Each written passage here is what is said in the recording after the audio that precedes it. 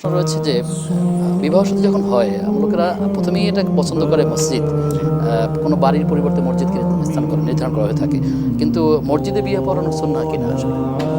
যে মসজিদে বিয়ে পড়া অনেকে, হ্যাঁ সুন্দর প্রশ্ন, মসজিদে অনেকে বিয়ে পড়াতে চান এবং অনেকে নিয়ত করেন যে আমি বিয়ে করলে মসজিদে করব, মসজিদে করবো, এরকম একটা বাড়ির চেয়ে মসজিদকে অগ্রাধিকার দেওয়া। আবার কোথাও কোথাও আমাদের দেখা যায় যে যিনি বাংলাদেশে তো আসলে পীর অধ্যুষিত এলাকা আছে, বারবার এই কথাগুলো চলে আসছে, যারা পীরের মুরিদ তারা মনে করে যে পীরের দরবারে যখন মাহফিল হয় বড়, সেখানে ঘটা করে বা কোনো জমায়েত যখন হয়ে থাকে বা কোনো সমাবেশ যখন হয় সেখানে বিয়ের আয়োজনটা করা হয়।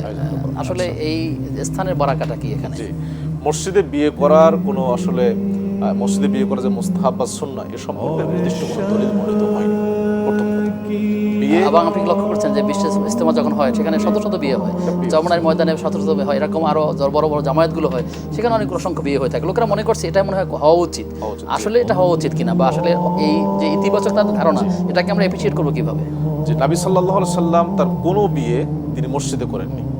মসজিদে বিয়ে করা যদি সুন্নাহ বা মুস্তাহাব হতো, অবশ্যই নবী সাল্লাল্লাহু আলাইহি ওয়াসাল্লাম এই ভালো কাজটি একটা দুটো হলেও তিনি করতেন।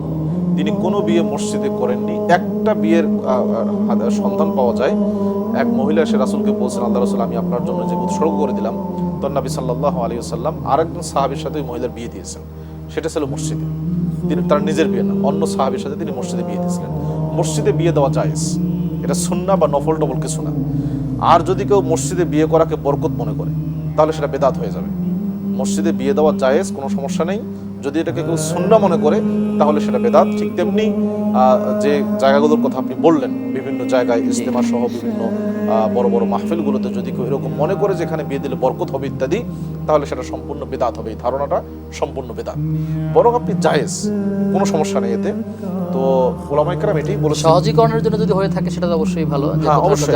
তবে এখানে যেমন মনে করেন যে অনেক ক্ষেত্রে হয় যে বিয়ে যদি বাড়িতে হয়, যদি বাড়িতে হয় তাহলে দেখা যাবে যে ছেলে মেয়ের একটা মানে ফ্রি মিক্সিং হওয়ার সুযোগ আছে। তো সেটা থেকে বাঁচার জন্য যদি কেউ মসজিদে যে শুধু স্থান না পাওয়া, মসজিদ ফ্রি থাকে নানা কারণে, তাহলে হতে পারে।